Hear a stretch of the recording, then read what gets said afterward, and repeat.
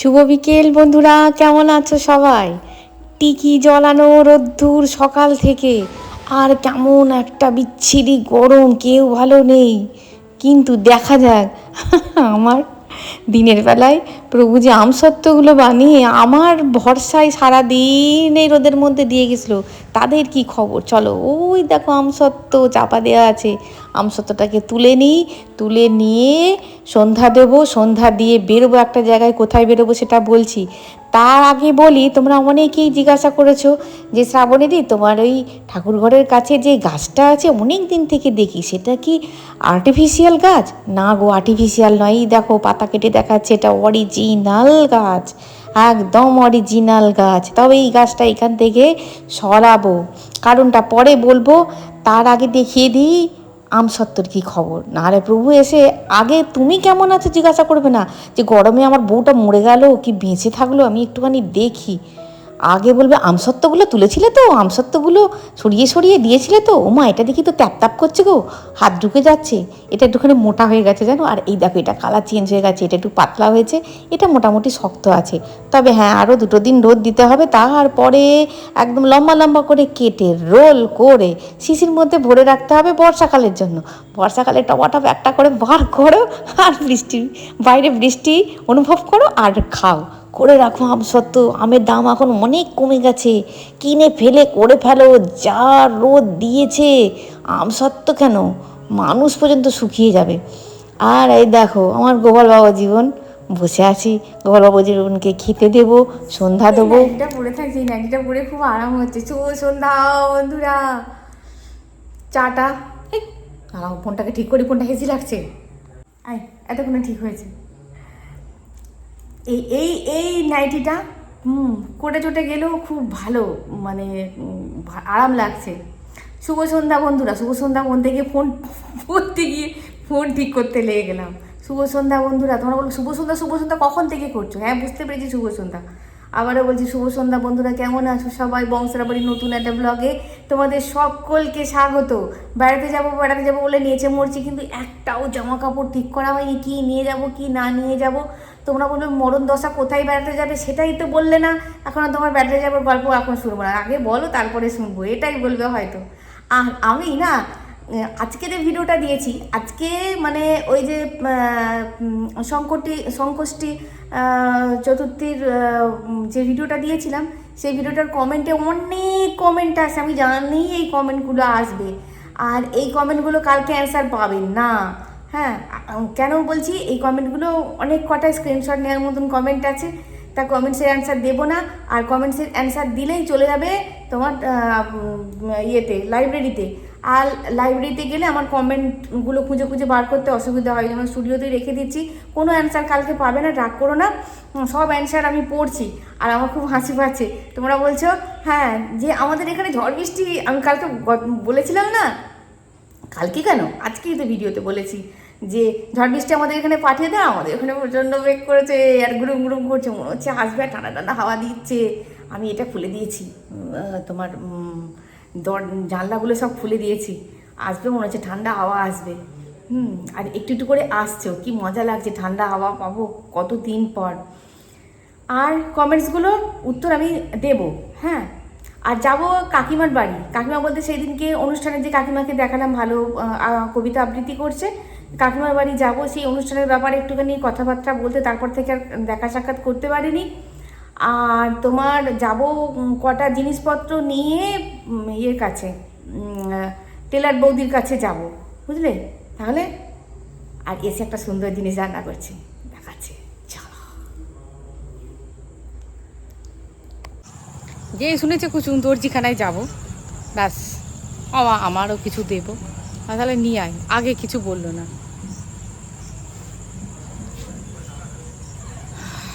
একটুখানি শুধু ঠান্ডা হাওয়া দিল, দেখো একটু গরম কাটলো না, একটু গরম কাটলো না। যেমনকার গরম তেমনি রয়ে গেছে। ওই যে একটু একটু হাওয়া দিচ্ছে, আর বাগানটা একদম ঘাস হয়ে গেছে পুরো। আইরে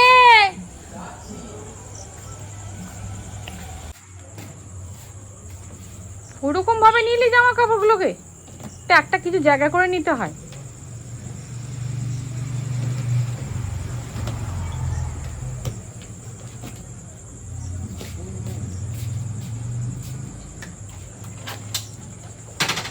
বাবার গাড়িটা নিয়ে গেছিস, বাবাকে বলে যাসনি?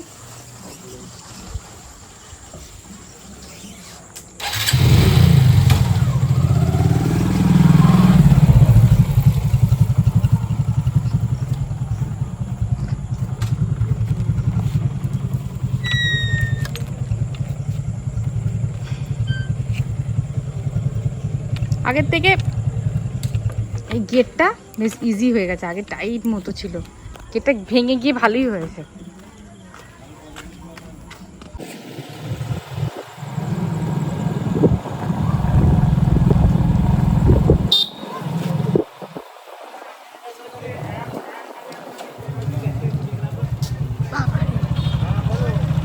হ্যাঁ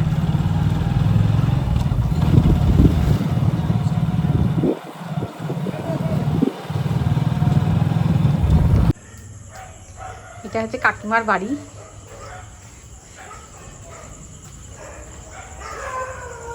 এই পদ্ম গাছ, আরে সাবাস, এই দেখো পদ্ম গাছ হয়েছে, ছোট্ট গামলাতেই হয়েছে তো।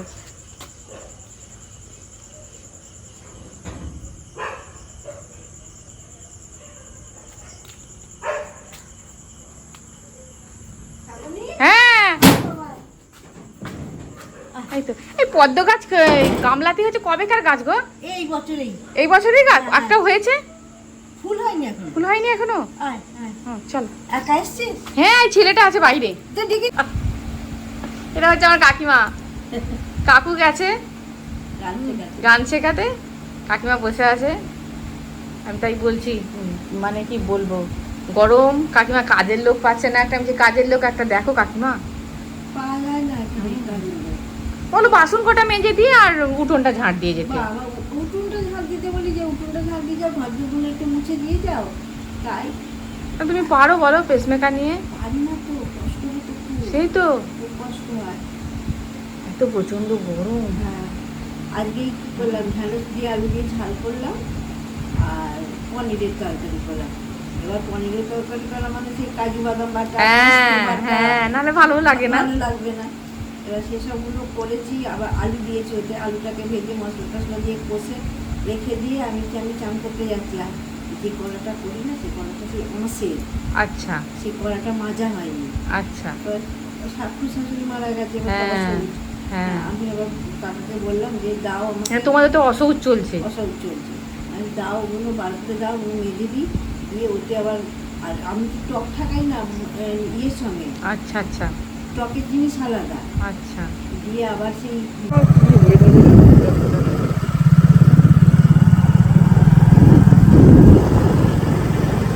কি ঠান্ডা ঠান্ডা হাওয়া, কোথাও বৃষ্টি হয়ে গেছে, ঠান্ডা ঠান্ডা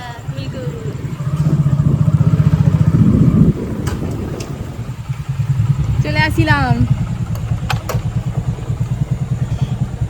গাড়িতে ছিলাম, হাওয়া দিচ্ছিল, গাড়ি থেকে নামছি যেন গাছগুলোর কেউ গলা টিপে ধরেছে, এই পাতা নাড়াবি না, একদম হাওয়া দিবি না, মনে হচ্ছে গলা টিপে ধরেছে কেউ, ওরা ভয়ই নড়তে পারছে না।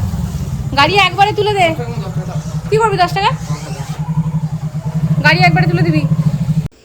ঢুকে পড়েছি রান্নাঘরে, একটা স্পেশাল রান্না হবে, স্পেশাল কিছু রান্না হবে, দেখালাম তোমাদের, দেখছো ওটা হচ্ছে মাংস চচ্চড়ি বলতে কি ছোটো ছোটো কিমা বানিয়ে নিয়ে এসেছিলাম, আর দেখো আর এখানে রুটি বানিয়ে নিয়েছি, শুধু আটার, কিন্তু আজকে হবে চিকেন এগরোল। এই দেখো এটা হচ্ছে মাংস চচ্চড়ি, ছোটো ছোটো কিমা বানিয়ে নিয়েছি, যেমনভাবে মাংস কষানো হয় তেমনভাবেই কষেছি, তবে একটুখানি মাংসগুলোকে রেখেছিলাম ভিনিগারে ভিজিয়ে, আর কেমনভাবে বানালাম সে ভিডিওও আমি বানিয়েছিলাম, এইগুলোর ভিডিও, এই রুটিরগুলোর ভিডিও বানিয়েছিলাম, কিন্তু ভিডিওগুলো খুঁজতে গিয়ে দেখছি আমি ভিডিও সমস্ত ডিলিট করে দিয়েছি। মানে আমার এত কি বলবো, এত কষ্ট হচ্ছে, আজকে যখন ভয়েস দিতে যাচ্ছি আমার এত কষ্ট হচ্ছে, মানে ভিডিওগুলো গেল কোথায়। গতকাল স্টোরেজ ফুল হয়ে গেছিলো, ভিডিও বানাতে পারছিলাম না বলে স্টোরেজ থেকে সমস্ত মানে বাতিল দিয়ে দিয়েছি, তার মধ্যে ওই ভিডিওগুলো ছিল, বুঝতে পারিনি, তাড়াহুড়োতে বাদ দিয়ে দিয়েছি, ব্যাস চলে গেছে। আর দেখো রুটিটা ভালো করে মানে আটা তো বলে একটু কালো কালো মতো লাগছে, কিন্তু আটারই স্বাস্থ্যকর বলে আটারই করলাম। কিন্তু ভালো করে একটুখানি ময়ান দিয়ে ভালো করে ঠেসে ঠুসে করলে বেশ খাস্তাই হয়, ভালোই হয় খেতে। দেখতে দর্শনধারী না হলে কি হবে, এর গুণ বিচার করলে দেখা যাবে যে এর মারাত্মক গুণাবলী আছে। ময়দার থেকে বিশেষ করে অনেক বেশি এর গুণাগুণ আছে। আটার দরকার নেই কেউ তো, আমি তো মেয়ে দেখাতে বসছি না, সাজিয়ে গুজিয়ে মেয়ে দেখাতে বসবো। হ্যাঁ, আমি তো খাবো, আমার পেট যেটা নেবে সেটাই খাবো। সুতরাং ময়দা বাদ দাও জীবন থেকে, আটারই করো, বুঝলে? হ্যাঁ, আমার আর কতগুলো ইউটিউবের কতগুলো বন্ধু বলছে আমরা এখন ময়দা বাদ দিয়ে দিচ্ছি তোমার দেখা দেখি। হ্যাঁ, বাদ দিয়ে দাও, ময়দা রিফাইন তেল বাদ দিয়ে দাও। হ্যাঁ, আমরা রিফাইন অয়েলের বদলে যদি আমরা তোমার এই অলিভ অয়েল যদি ব্যবহার করতে পারি তাহলেও কিন্তু খুব ভালো, একটু কস্টলি হয় বা মানে খুবই ভালো। সেদিনকে একজন বলেছো কমেন্টে, খুবই ভালো হয়। আর এখানে স্যালাড কুচিয়ে নিয়েছি, শসা, পেঁয়াজ, কাঁচা লঙ্কা নিয়ে নিয়েছি। আর দেখো হয়েও গেছে তোমাদের সঙ্গে গল্প করতে করতে। এগরোল আর কি বানানো বাপু, বাহাদুরি কিছুই নেই এতে। আর তোমাদের কি আমি বলবো, এই উল্টালাম, এই দিলাম, এই করলাম, ডিম গুললাম, এসব কিচ্ছু বলা বলি কিছু করছি না। এগরোল আমরা সবাই বানাতে জানি।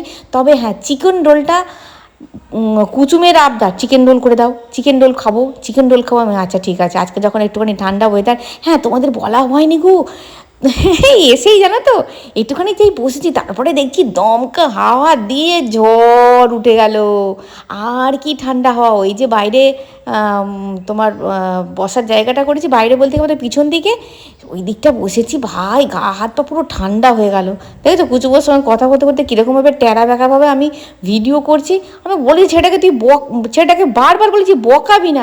ও রান্নাঘরে এলে আমাকে এই যে একটু একটু অন্য কোনো কিছু হলেই এত বকাবে এসে পিছনে। অন্য সময় ভাবো কথা বলার মুড থাকে না, আর যখন রান্না করব তখন ও দেখো কতক্ষণ তেল পড়েই গেল দেখেছো। আমি বলছি জানা বাবা, আমি নিয়ে যাচ্ছি, তুই জানা এখান থেকে। হ্যাঁ জানো মা, এটা ওই হয়েছে, জানো মা ওটা ওই হয়েছে, সেই হয়েছে, পড়তে গেছিলাম এই হয়েছে। আমি যে কী হয়েছে, পড়তে গেছি নতুন নতুন মেয়ে দেখেছিস? হ্যাঁ ভাই, তোমার খালি সেই সব কথা, এই সব হয়েছে। তুই যা না এখান থেকে, তুই এখান থেকে যা। দেখো ওর বাবাকে ডেকেছি, কেননা রোলের ব্যাপারটা আমি ভালো পারি না। আর ওরা তো সবাই ওই বারমুটা পরে বসে থাকে, সুতরাং ভিডিওয় কেউ ফিগার নিয়ে আসতে চায় না। হ্যাঁ, আমি বললাম একটুখানি মুড়ে দাও, মুড়তে সুড়তে ভালো পারি না। আর যদি মুড়তে যাই একা হাতে না, তাহলে তোমার কি বলবো, দোকানদারি আর চলবে না। দোকানদারি বলতে দেখেছো দোকানে একজন একজন ইয়ে করে দেয় আর একজন মুড়ে দেয়। ওই যে আমি হচ্ছি হালুই কর, আর এই যে আমি হচ্ছে হেল্পার রেখেছি। প্রভুকে বলছি আজকে তুমি হেল্পারই কাজ করে দাও দোকানের। আর বলছে হ্যাঁ এই তো এটাই তো আমার কাজ, হ্যাঁ সব কিছু ব্যবস্থা করাই হচ্ছে আমার কাজ। বলছি ওরে বাবা, তুমি তো এগরোলটা মুড়ে দিচ্ছ, তাই এত কথা শোনাচ্ছ। আর দেখো এগরোল বাবু ভালোই মুড়ছে। আমি বলছি বাবা গলা পর্যন্ত মুড়ে দিলে খাবো কোনখান দিয়ে? বলছে না ঠান্ডা হয়ে যাবে না হলে। ব্যাস মোড়ামুড়ি হয়ে গেছে। আর চিকেনটা কিভাবে বানালাম সেটা যদি কোনোদিন, আমার খুব আফসোস হচ্ছে জানো, যে চিকেনটা কীভাবে বানালাম তোমাদের যদি সঙ্গে শেয়ার করতে পারতাম খুব ভালো হতো। একটাও ভিডিও নেই, একটাও ভিডিও নেই। দেখো লম্বা, কুচুমকে বলেছি একটু ভিডিও করতে, লম্বাভাবে ভিডিও করেছি। এই লম্বাভাবে ভিডিও করে করে করে করে এমন অভ্যাস হয়ে গেছে। আর প্রভু দিচ্ছে, প্রভুরটা লেবু দিচ্ছে। আমি তুই কি শর্টসে দিবি, এরভাবে লম্বাভাবে করেছিস। দেখো এটাকে আমি আরেকভাবে কিছুতেই করতে পারছি না। আর দেখো হয়ে গেছে, সব কমপ্লিট হয়ে গেছে। দারুণ হয় জানো তো চিকেন। দেখো চিকেন আবার সব রোলে দিয়েও থাকবে জানো। দুটো তিনটে রুটি করে নিয়েছি আমি, ওই চিকেন কষাটা দিয়ে আবার খাওয়া হবে। আমি তবে খেতে পারবো না, আমি ওই একটা রোল খেয়ে আমার পেট ঠান্ডা। আর দেখো গরম গরম রোল, আমি যে আমারটা গলা পর্যন্ত মুড়োনি, আমারটা মুড়োনি। ও বাবা মুড়ে দিয়েছে আবার। ও আবার দাঁড়িয়ে গেল কেন? গরমে আমার ক্যামেরার মাথা গরম হয়ে গেছে, খেতে গিয়ে আবার দাঁড়িয়ে গেছে। দেখেছো দেখো ক্যামেরাটা ঠিক করি। দারুণ হয়েছে জানো, তোমরাও কিন্তু করে খাবে। বলছে হ্যাঁ তোমরা হয়তো বলবে হ্যাঁ আমরা করে খাই, হ্যাঁ তোমার দেখি শুধু করে খাবো। দারুণ হয়েছে, দারুণ।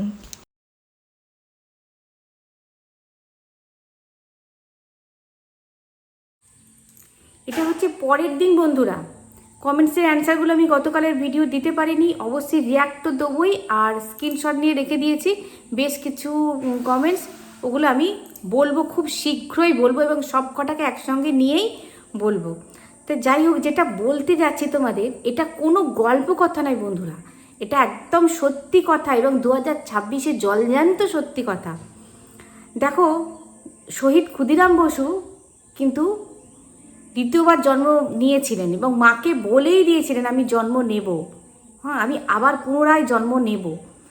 তা যাই হোক 2026-এও ওই ঘটনা আমি চোখে দেখলাম। দেখো আমার একটা ঘটনা শোনা ছিল, সেটা বেশি দিন আগেকার নয়, সেটা আমার মামার বাড়ির এক আত্মীয়া। তার মানে কি বলবো, তার মেয়ের বয়স ছিল 16 বছর, ছেলের বয়স ছিল তখন 12 বছর। তা 12 বছরের ছেলেটি মারা যায়। তা মারা যাওয়ার কিছুদিন আগে বলেছিল, মানে বুঝতে পেরেছিল যে আমি আর বাঁচবো না। তখন ওর মাকে বলেছিল, মা গো আমি আবার তোমার কাছে আসতে চাই, হ্যাঁ আমি আবার তোমার কাছে আসতে চাই। এইবার বারবার মাকে স্বপ্ন দেয়, এবং স্বপ্ন আমরা জানি মেডিকেল সায়েন্স যেটা বলছে যে অবচেতন মনে আমাদের যেটা চলে সেটাই স্বপ্নের আকারে আমরা দেখি। তা মা যখনই বলতে চাই বলে তুমি তো ছেলেটার জন্য ভাবো, ওই জন্য ছেলেটা বারবার স্বপ্নে এসে বলে, বলছে না গো আমাকে এসে বলে ও মা আমি আসবো মা, ও মা আমি আসবো মা, আমি আসতে চাই মা। আর যখন ছেলেটা মারা যাবে, যখন বলেছিল কথাটা, তখন বলেছে মা আমি আবার আসবো তোমার কাছে, আর আমার যে যে চিহ্নগুলো আছে শরীরের সব চিহ্নগুলো থাকবে একই রকম, আর আমি একই রকম দেখতে হয়ে আসবো। মানে ভাবতে পারবে না 42 বছর বয়স ভদ্রমহিলার, তখন মানে কি বলবো উনি আবার সন্তান সম্ভবা হন। আর 42 বছর বয়সে কি রিস্ক নিয়ে সন্তানটি হয়, এবং সন্তানটি একদম সমস্ত চিহ্ন নিয়ে এবং একরকম দেখতে সেই সন্তানই আবার ফিরে আসে। দেখো এই ঘটনাটা। আর আমাদের বাড়িতে যে বৌদি কাজ করে, ওর বৌদিরও মানে কি বলবো, যে বড় মেয়ে আছে, ওর যখন হাজব্যান্ড মারা যায়, হাজব্যান্ডটা মারা গেছে, হাজব্যান্ড মারা যাওয়ার সময় বলেছিল আমি আবার ফিরবো, কিন্তু বড় মেয়ে তো অপারেশন করে ফেলেছে, হ্যাঁ সম্ভব নয়। বলছে আমি কিন্তু এই বাড়িতেই ফিরবো, আমাকে এই চিহ্নগুলো নিয়ে ফিরবো, মেয়ে হয়ে ফিরবো, আর এই চিহ্নগুলো থাকবে, এই চিহ্নগুলো দেখলে তুমি বুঝতে পারবে যে আমি এসেছি। ওর নাতনি হয়েছে, ওই চিহ্নগুলোই নিয়ে এসেছে। দেখো আমাকে যখন বলতো আমি না অবাক হয়ে ভাবতাম যে সত্যি এরকম হয়। কিন্তু গতকাল আমি যেখানে গিয়েছিলাম, তোমরা হয়তো বলবে তুমি তো ভিডিও করতে পারতে, কিন্তু একদম নবজাতক তো আমি ভিডিও করতে পারলাম না। আমাকে বলছে শ্রাবণী তোমাকে তাহলে একটা কথা বলি শোনো, আমি দেখতে গেছিলাম, বললাম না কটা কাজ নিয়ে যাচ্ছি, তা বেশ রাতও হয়ে গেছিলো, তাড়াহুড়ো করে কালকে আমি এগ রোলটা বানিয়েছি, ওই জন্য সব উল্টো পাল্টাভাবে হয়েছে। তা যাই হোক আমি না অবাক হয়ে গেলাম। বলছি শ্রাবণী মানে কি বলবো, যখন আমার মেয়ের বয়স যখন 18, আমার ছেলের বয়স তখন 15। তা আমার ছেলেটি সুইসাইড করে, তুমি তো জানোই আমার ছেলেটি সুইসাইড করে। তা 15 বছর আর 18 বছর, একটা ছেলে একটা মেয়ে, উনি অপারেশন হয়ে গেছিলেন। যখন সুইসাইড করার পর খালি এসে বলতো মা আমি কিন্তু আসতে চাই মা, আমি কিন্তু আসতে চাই, আমি আসতে পারছি না মা, আমি আসতে চাই। বলছি কী করে কি হবে, আমি তো অপারেশন হয়ে গেছি, হাত তো সম্ভব নয়। বলছি খালি ঠাকুরের কাছে গিয়ে ডাকতাম, হে ঠাকুর হ্যাঁ এটা কি সত্যি? বলছি হ্যাঁ মা আমি আসতে চাই, হ্যাঁ দেখবে আমি যখন আসবো। বলতে স্বপ্নে বলছে মানে স্পষ্ট দাঁড়িয়ে বলতো মা আমি এইগুলো আমার থাকবে মা, এইগুলো সব আমার থাকবে, আমি আসতে চাই। বলছে এত বছর পর আমার মেয়ের কাছে এসেছে, দেখো সব বলছে সম্পূর্ণ সব যা যা জরুল ছিল, যেরকম ছিল সব এক, মানে ওরও 6টা আঙুল ছিল, এরও 6টা আঙুল, হ্যাঁ ওরও বাঁ পায়ে 6টা আঙুল ছিল, এরও বাঁ পায়ে 6টা আঙুল। বলেছিল মা আমি চিহ্নটাকে নিয়েই আসবো, আমি ফিরতে চাই, কিন্তু ফিরতে পারছিল না। বলে আত্মহত্যা করলে, হ্যাঁ মানে কি ও তো মানে কি বলবো, বলছে 15 বছর বয়স, মানে সাবালকও হয়নি। দেখো যখন মানুষ ভুল করে ফেলে না, যখন আত্মাও যখন ভাবে যে আমি ভুল করে ফেলেছি, আমি আমি আমি মৃত্যুবরণ করে ভুল করে ফেলেছি, ভগবান আমাকে ক্ষমা করো, হ্যাঁ আত্মহত্যা বলে মহাপাপ, কিন্তু একা ক্ষেত্রে ভগবানও কিন্তু ক্ষমা করেও দেন, হ্যাঁ ভগবানও ক্ষমা করে দেন। বলছি আমি যে কি খুশি, আজ কি খুশি তোমাকে বলে বোঝাতে পারবো না। দেখো আমার মেয়ে এসেছে, আমার মেয়ে এসে থাকবে, না আমি তো ভিডিও করলামই না, আমি না আমাকে বলেছিল না তুমি একটু ভিডিওই তুলে রাখো, আমি না নবজাতক আমি ভিডিওই নেব না। আর যেহেতু এমন একটা মানে এমন একটা ঘটনা আছে, সুস্থ থাকুক, ভালো থাকুক। মানে মৃত ছেলেও যে এরকমভাবে ফিরে আসে, এটা কোনো মেডিকেল সায়েন্স হয়তো মানবে না, কিন্তু এটা কি বলবো, আমি তো অস্বীকার করতে পারলামই না। আমি সকালবেলায় পুজো করছি, গোপালবাবুকে বলছি, গোপালবাবু এটা হয়, এটাও হয় গোপালবাবু? হ্যাঁ, গোপাল যেন মুচকে মুচকে হাসতে, বলছে হ্যাঁ এটাও হয়, সবই সম্ভব। আমার পরিচালনা করা পৃথিবীতে সবই সম্ভব, অসম্ভব বলে কিছু নেই। আমার যে কী ভালো লাগলো, কী ভালো লাগলো কালকের ঘটনাটা শুনে, বলছে আমি খুব খুশি শ্রাবণী, আমি আমার হারিয়ে যাওয়া ছেলেকে আমি আবার ফিরে পেয়েছি। মানে কি বলবো, এমন এক একটা জিনিস আছে না যেগুলোর কোনো ব্যাখ্যা হয় না, ব্যাখ্যাহীন ঘটনা এমনও আছে পৃথিবীতে, তার ব্যাখ্যা একমাত্র উনিই দিতে পারেন।